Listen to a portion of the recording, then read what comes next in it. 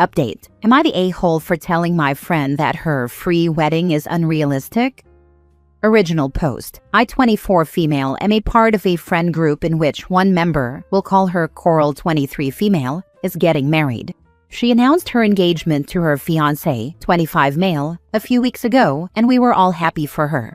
Over the weekend, though, she shared more specific plans for the wedding, and that's where things have kind of gone off the rails. She said she's been seeing a lot of people on TikTok and Instagram showing how to plan free weddings where the couple spends $0, aside from the marriage certificate fee, I guess. At first I thought she meant a city hall wedding, which would be completely fine. But then she got into the details and her expectations for the ceremony.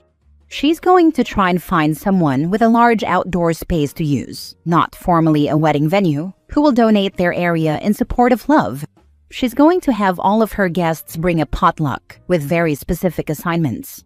She will have a friend officiate, a friend do photography, a friend do save the dates and invites, her family do the flowers, etc., including some harder to swing, in my opinion, things like getting a large tent, decorations, wedding favors, speakers, a band, etc. I'm not sure what her plan is for a dress.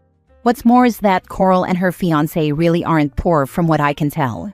She works as an accountant at a big company, and her fiancé does software sales, I think. Plus, his parents are loaded. It sounds like they just want to do the free wedding thing for the sake of it. That would be okay, but she is just shifting all of the costs onto other people, some of whom are probably less well off. She told me that she wants me to make the cake, and then sent me some pictures for inspiration. The cakes were ridiculously elaborate. We're talking multi-tier, fondant flowers, gold leaf, and one even had a hand-painted watercolor design. I'm not a professional baker. I just like to bake cookies and brownies sometimes. I told her that those cakes would probably take me days to make, and they wouldn't come out anywhere near as good. She kind of laughed that off and said, "Oh, it's not about it being perfect. It's just about everyone pitching in. It'll be fun." I told her that fun or not, what she was describing was basically her friends and family subsidizing her wedding with time, money, and labor, and that it was kind of unfair to expect people to spend so much on her free wedding. Or else she was expecting everyone to show up to a lackluster event and just pretend it was amazing. It's like a group project that none of us wanted to do, because we already graduated and moved on from all that, so we don't need the credit. She does graduate a year later than the rest of us. I said that if she wants a free wedding, she should probably just elope or go to City Hall, because this isn't really free, it's just free for her. I might have been a bit more forceful in my wording, but I didn't swear or call her names or anything like that. She got super quiet and just looked at me for a minute or so, and then left, with another one of our friends driving her home. Later that night, I got a text from that friend saying I had really hurt Coral's feelings, and that even if the plans were a bit unrealistic, I should have just let Coral come to that conclusion on her own. Coral then messaged me just saying, "Sorry, don't worry about the cake," with no more context. I am feeling pretty bad now, especially since Coral was so happy and excited, and she never really said anything mean to me. Perhaps I should have just gone along with the cake, since she said she wouldn't be mad if it turned out badly, but I am worried that her wedding would not have been what she wanted. I was also frustrated about the cake request. Edit. Honestly, I feel a bit bad now. Coral really is a sweet person who is just a bit naive. I feel like a lot of people in the comments are tearing her up more than she deserves. She has always been the baby of the group, and I just got frustrated and ranted in this case. I don't know what the fiancé thinks about all of this. Not the a-hole. She's in for a rude awakening the first time she asks for a free party tent from someone. Those are expensive AF to rent. And it rains here a lot. I wanted to do a cheap wedding as we were in grad school, and our families couldn't help much. I rented a park shelter in a very nice park, waterfall nearby, etc., for $50. My parents brought basically barbecue. My mother-in-law brought a cupcake tower. I made fake flower centerpieces. Bridesmaids picked their own dresses, and groomsmen got a matching tie and wore their own clothes. Then we had a cabin for people to hang out after. My friend officiated, but it wasn't a legal wedding. We did that 2 weeks earlier. And that was that. It is possible to do a wedding pretty cheaply. It is not possible to do a fancy wedding for free. Not the a-hole. Your friend is being ridiculous, and you are the only one with the balls to tell her. Be happy she decided not to force you to do the cake. In her defense, for the last few things she's been naive about, she has ended up coming to the right conclusion on her own in the end, so maybe I should have just let that happen. No, because no matter what you think, doing it early saved her the embarrassment of coming to that conclusion after imposing on dozens of people. This way, it's embarrassment with 1 or 2 people, and then she realizes that it's probably not the way. When people are being unreasonable by accident or from not thinking it through, and they're good people otherwise, it's best to help them see it right away. Now it was 3 days of mistakes rather than a month and 200 apologies. Think of it like telling someone they have something in their teeth. It's embarrassing between those 2 people, but it's better than letting them do it in front of 30 people. Now for the first update 2 months later. Hi there, my last post sort of blew up, lol. I really didn't think so many people would be that interested in my silly friend group drama. Short recap. My friend Coral announced she was going to have a free wedding, with all of her friends playing roles to volunteer a nice venue, tent, food, photography, band, cake, my role, etc. It sounded okay at first, but her expectations seemed unrealistically lavish, and I told her that, in stronger wording, and she got upset. After reading the comments, I honestly began to feel bad for Coral. She really is a kind-hearted person, but a lot of people interpreted her as an insane entitled bridezilla. That's really not the case. I decided I was going to make the cake, and I sent her an apology text, to which I didn't get any reply. That was making me really anxious. I still didn't think that Coral's requests were that reasonable, and I wasn't expecting the wedding to fully go according to her plans, but that's not for me to worry about. Finally, I got a message from Coral's fiancé, who we'll call Basil, asking to meet up. I said yes.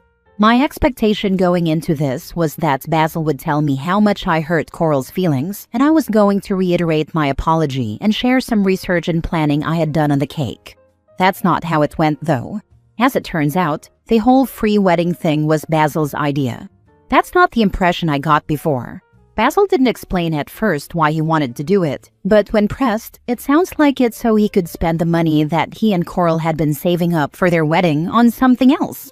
A boat. A Catalina 27 apparently. A very useful and practical thing to have when you are living in the city, especially if your fiancé gets seasick. We did one of those river cruise things a while back and she had a bad time. Basil says he'll help her get over that and that sailboats are different. Anyway, after my whole outburst before, Coral has apparently been having second thoughts about the free wedding idea. Basil asked me to talk to her, apologize, and tell her that it isn't a bad idea after all. He basically said I owe it to him to help clean up the mess I caused. I don't feel great about that though. I don't want to drive a wedge between Coral and Basil, but telling her I think it's a good idea after all feels like lying. And I guess actively advocating for a potential train wreck is crossing a further line for me than just agreeing to play my assigned, voluntold baker role. Moreover, this was my first real conversation with Basil, and I have to say I'm not totally convinced he's a great person. I don't know if he has exactly manipulated her into going along with this, but it kind of feels that way. So what do I do? It's been a little while now since I talked to Basil, so I really do need to do something, whether that's what Basil asked, or further involving myself in drama by telling Coral that I don't think the wedding, or the entire marriage, is a good idea. How about you just show Coral that you are there for her, no matter what she wants? Don't follow Basil's request, just be there for Coral. Offer to meet up with her and just ask about her. How is she? And listen to her. Be true to yourself and be a good friend to her. That is all you need to do. Thank you. This is honestly what I want to do, but given that she didn't reply to my last text, I'm worried about whether she'll even meet up with me if the first thing I say isn't directly taking back all my concerns from before. Makes me wonder if Basil is telling, or forcing, her not to respond. Continuing to try to check in and be a friend who listens could be much bigger than you think. I hope that's not it. I will try to reach out to her another way. Not the a-hole. If you want to make the cake, make the cake. Stay out of the rest of it, and tell your friend that you're here if she needs to talk. This isn't a free wedding. This is an everyone else pays wedding, which is silly at best. So basically just say nothing about everything Basil said to me, and act like spending the wedding fund on the boat is okay? unless she brings it up first. I assume she knows about the boat. If yes, minimize your feedback. I think so, but I'm not certain. Honestly, I'm surprised she would go along with the boat idea, but it seems even less likely that Basil would tell me about this if he were keeping it a secret from Coral. Last update. Hi again. I'm finally posting this update because a few people have asked what's going on with this whole situation. I was finally able to get in touch with Coral and talk to her one-on-one. The first thing I did was just ask her how she's doing. Apparently not very well. She's now fully aware that the whole free wedding thing really was her fiancé's idea. He had mentioned the boat in passing as something he wanted to save up for, but hadn't framed it at all as the thing he really wanted to spend the wedding money on, as he did when he told me about it. Maybe he thought that would make me think he's cool or something, or maybe he thought having a specific goal in mind would make me more likely to support the idea. Anyway, it's not just the wedding planning that has made Coral upset. Apparently, Basil, who is really into boats I guess, has been spending more and more time at the marina, which is 78 minutes away. Coral quoted that exact number lots of times. He doesn't even spend that much time out on the water. He just hangs out with people there and has been spending less and less time at home. He also keeps talking about Grace, who, as had to be explained to me, is a boat rather than a woman, fortunately. Coral said she's been invited to the club a few times, but has never really felt like she was part of it. When she brought that up to Basil, he said he feels the same way because they don't own their own boat. I don't think it's the same at all, and even if Grace isn't a person, Coral is feeling jealous. Last night, Coral brought up the wedding plans with Basil again and said she thinks she wants to wait and sort some things out first. Basil didn't get angry or anything and said he understands. Good. But he also asked if that meant they could spend some of their wedding savings since they would have more time to save up again. Bad. That broke Coral, which might be why she finally agreed to meet me. I know it makes me kind of a jerk, but to be entirely honest, I'm just glad that Coral is talking to me again. I told her to break up with Basil. She's thinking about it, but I'm scared she won't. I kind of want to offer to do it for her, but that would be silly. Last story. Am I the a-hole for telling my kid that she is being self-centered and cruel because her mom won't be able to make it to her wedding? My 28-year-old daughter's wedding is tomorrow. The problem is that my wife's father is in the hospital. He has always been frail since he was moved into a care home, but he took a turn for the worse and is now hospitalized. They don't think he will make it. My wife's sister says it looks bad, and she also isn't coming to the wedding anymore. The original plan was for him to fly up for the wedding today with the help of my wife's sister, but he was hospitalized yesterday and has continued to decline. My wife has been distraught and made the decision to fly down to see him. She is leaving tonight.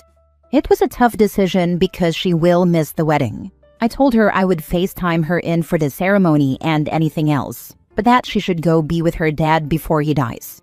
I also know she would be miserable at the wedding anyway. I doubt she would be able to put on a happy face and pretend everything was okay.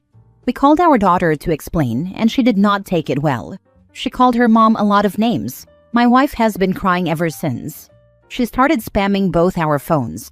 I got into another argument with her and told her she was being self-centered and cruel about her mom not being able to make it. I said her grandfather is dying, and all she cares about is her big day, and that I didn't raise her to have no empathy. She told me that wasn't fair, and I told her it was. I told her to apologize to her mother. She told me I shouldn't come to the wedding if her mom isn't there. My wife is very distraught, and I am supposed to drive her to the airport in a few hours. Are we in the wrong? My daughter 100% thinks we are. My wife is heartbroken. Edit. I don't understand why some of you are acting like she is flying out to get lunch. He is dying. She wants to see him one last time before he passes. Multiple people asked. We have 4 kids in total. Yes, this is her grandfather on my wife's side. My wife's mother passed away 7 years ago. Not the a-hole. This is a difficult situation all around. I recommend you go to your daughter's wedding. Your wife has her sister to comfort her if their dad passes during the wedding day. You can join your wife after the wedding. If your daughter turns you away from her wedding or chooses not to have you give her away, that is her choice. But as a parent, it's important that you show up. I recommend mom do whatever she wants to do. If she wants to see her dad one last time before he dies, then do that. If she wants to go to the wedding, then do that. This is mom's decision. People need to stop trying to guilt her for wanting to see her dad alive one last time.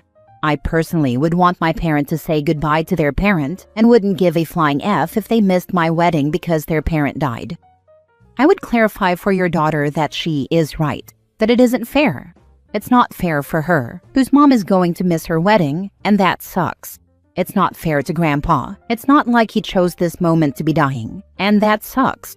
It's not fair to your wife, who was so happy and excited to see her daughter get married, but now, instead of that happiness, plans to be grieving her father, and that sucks.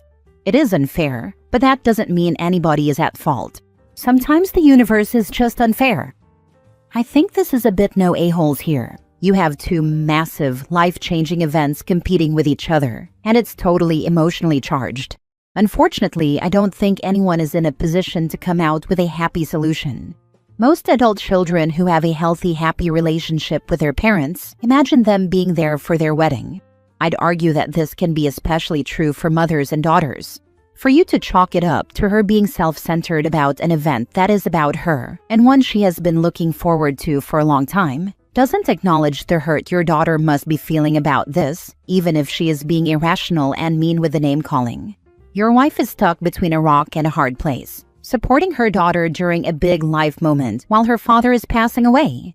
She likely would have felt this way, even if your daughter had handled this perfectly. There may be even more fallout if your father-in-law doesn't pass away in the short term, because it could fuel your daughter's feelings that her mother should have found a way to be there.